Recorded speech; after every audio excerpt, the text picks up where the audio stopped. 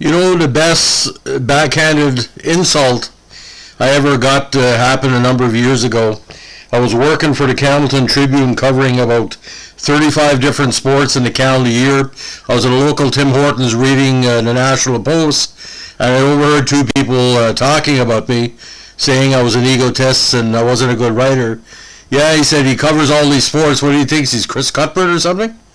Yet a woman laughed. Well, I wish I could touch the robe of Chris Cuthbert. If I can be 1/1000th as respected as this guy is across Canada, boys, I would be a millionaire.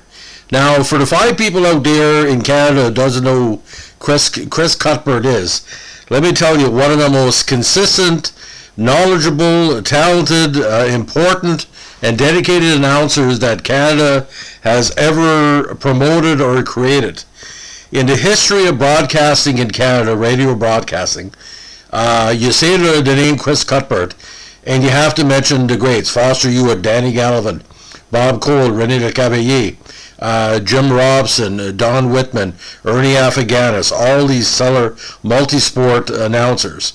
Now, he's been mistreated, say like the song, by certain national networks, but he remains one of the best, and he's coming to major prominence again this week because he has been announcing the first Montreal-Toronto NHL playoffs series in 42 years, and did the play-by-play of the important Game 6 where Montreal tied the series and maybe lead to beating Toronto in Game 7.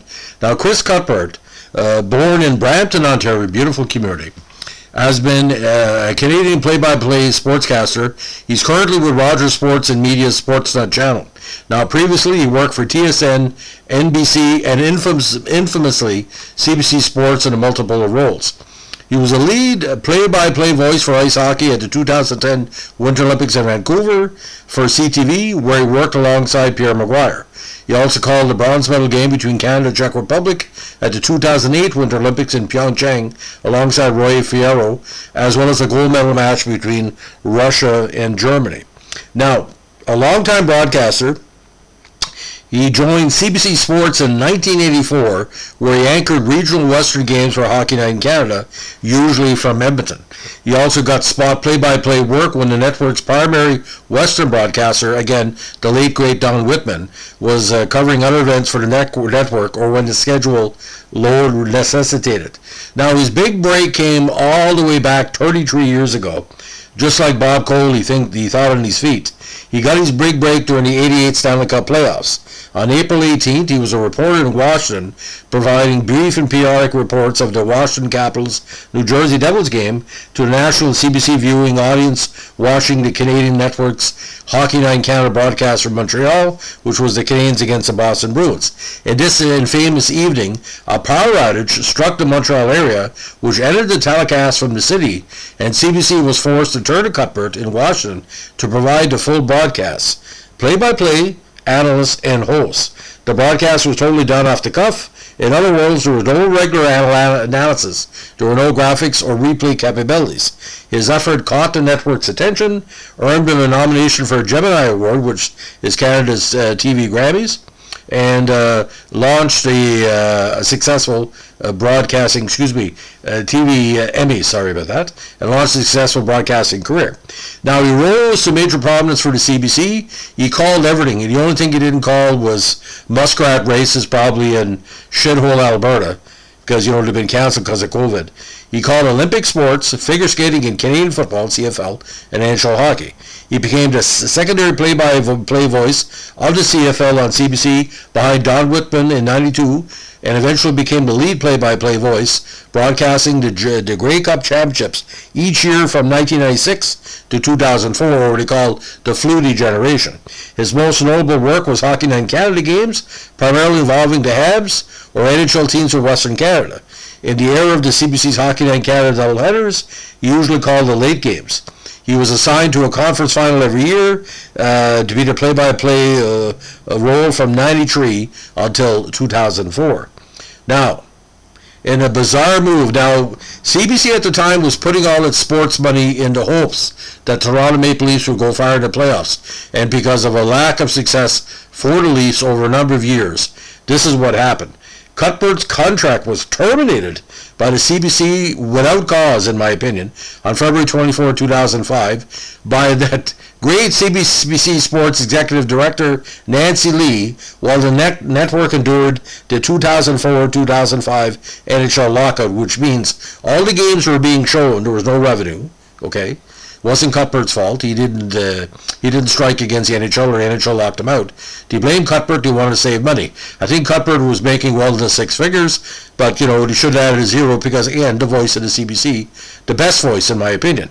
Now, there was much outrage over his firing, similar to that of Ron McLean, who had also threatened to leave the network over stall the contract negotiations, as many believe he'd be the successor to Bob Cole, which technically he is right now.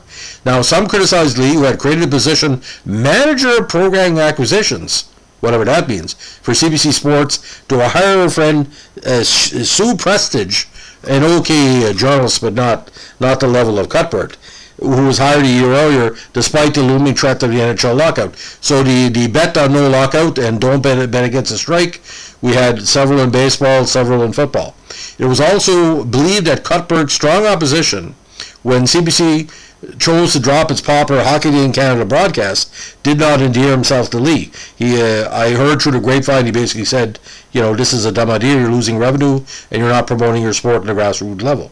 This decision was widely criticized as rival network TSN staged a Hockey Day of its own, called Hockey Day. Now, after joining TSN in the spring of 2005, a jump of network, Cuthbert became TSN's lead CFL football voice, replacing TSN original John Wells, who was still with if I'm not mistaken, that was the rise of the Montreal Alouettes era, the Calvillo era. Now, coincidentally, Cuthbert got his job at CBC in 1984 when Wells left the network to join TSN. Since TSN gained the exclusive television rights to CFL starting in 2008, Cuthbert returned to his role as the primary voice of the CFL on TSN and called every Grey Cup during his TSN tenure. Now, since joining TSN in 2005, he served as one of the network's hockey play-by-play voices. In the 2006 and 07 seasons, he also worked for, get this, NBC, and usually worked alongside color commentator former NHL star Peter McNabb, and inside the glass reporter Cammy Granado, and later the great Darren Pang for both seasons. As a result of Rogers Media's acquisition of nationally exclusive rights to NHL in 2014, he became part of TSN's broadcast of Ottawa Senators and Toronto Maple Leafs regional games, as well as returning for NHL assignments on NBC and NBCSN, often calling the first two rounds of the playoffs. Now, he made NHL history on December 1st, 2006 as the first play-by-play announcer in NHL history to intentionally broadcast a game from ice level rather than a broadcast booth.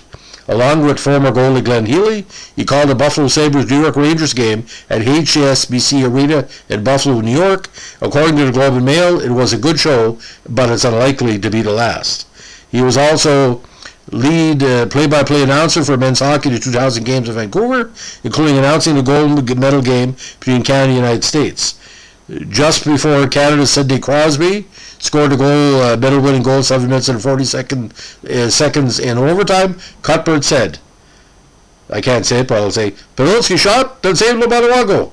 Niedermayer regroups. Crosby over the line. Sidney Crosby can't bust it in. Up it again. He's on the ice with Igilna. Crosby scores! Sidney Crosby, the golden goal, and Canada has a once-in-a-lifetime Olympic goal. He then later added, these golden games have their crowning moment. Now, Cuthbert returned to be the play-by-play announcer for men's ice hockey at the 2018 Winter Olympics in Pyeongchang, along with Ray Fierro. Now, get this. In June 2020, Cuthbert moved from TSN to rival Sportsnet. He said that he made the change because he was almost 70 years old by the time that Rogers Sportsnet's national contract with the NHL expires in 2026, and there would be no guarantee he would have another opportunity to call Hockey Night in Canada games again.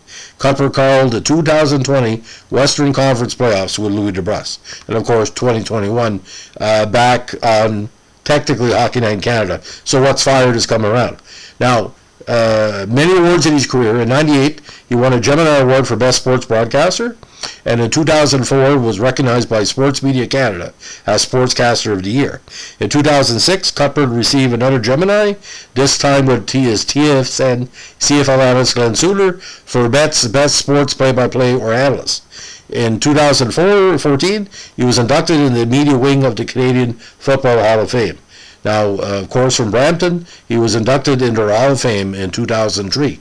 So, 18 years after being in the Hall of Fame, he will make the NHL or the Hockey Hall of Fame, I guarantee it. He will probably win more awards in the coming years because of the higher prominence. But like I said, when he was laid off, ladies and gentlemen, it was a shock. I didn't even know where to place myself, because you can't fire God, because there's only so many voices of God in hockey. Let's look at it again, okay? Bob Cole, Danny Gallivan, Jim Robson, René Lecavalier, Al Michaels, Keith Jackson, Marv Alpert has also announced Rangers games, Foster Hewitt. When you take hockey, you take Cuthbert. But like I said, at the Olympics, my God, he's announced everything. When he shows up, like I said, this guy, he just shows up, he's professional. I've never seen him lose his cool. And when he was fired, I thought he would never come back. So I did some coverage on my podcast channel and my media watching Game 6. And even when Toronto tied it up, he had that, it's called the Cuthbert style. You have to hear it to believe it. There's a professionalism, like he's not too high or not too low. Okay? If you're going to be a sports broadcaster, listen to Chris Cuthbert for 15 minutes. And if you can mimic that. See, I steal from the best. I'm not the best print journalist in Canadian history, even though I won every major award for a print journalist in New Brunswick. It's not my talent. It's a dedication to consistency. Like Keith Jackson was. Chris Cuthbert, Keith Jackson, Bob Costas, Vince Scully. You could go on. Jim Lampley, all the people like that. Anyway, all I can say, Chris Cuthbert, thank you for your professionalism. You got fired by a company that didn't respect you. I can relate to that because I was let go by the Irvings because I went blind on assignment, and he figured, well, we can't bring him back because he's disposable. Well, Chris Cuthbert, you're not disposable. 16 years later, can I ask you a question? If you ever listen to this podcast, how many people know who Sue Prestige is? How many people know who Nancy Lee is? They're not household names. Don Whitman passing away, I said to myself, Don Whitman, we're going to miss him, but at least Chris Cuthbert is still around. And even Paul Hewson, Hewson does a good job. But to me, Chris Cuthbert, my God, all I can say is that thank God for Chris Cuthbert. Anyway, if that's enough praise, I'm sorry, but I only praise the best, and he's the best. So, ladies and gentlemen, if you like what we're doing with our vintage and celebratory Sports File podcast, let us know. If you have a Chris Cuthbert memory, please let me know. And if you know any way to get this podcast to Chris Cuthbert, make him play it right after a long day, because I don't know how many journalists out there have said Chris Cuthbert is pretty well number one, or the last number one, or the last throwback. I think people should say that. Anyway, I give praise as praise was due. Notice when I talk about movies, I don't praise John Travolta. I praise Sean Connery. Enough said. Have a good evening. Bye.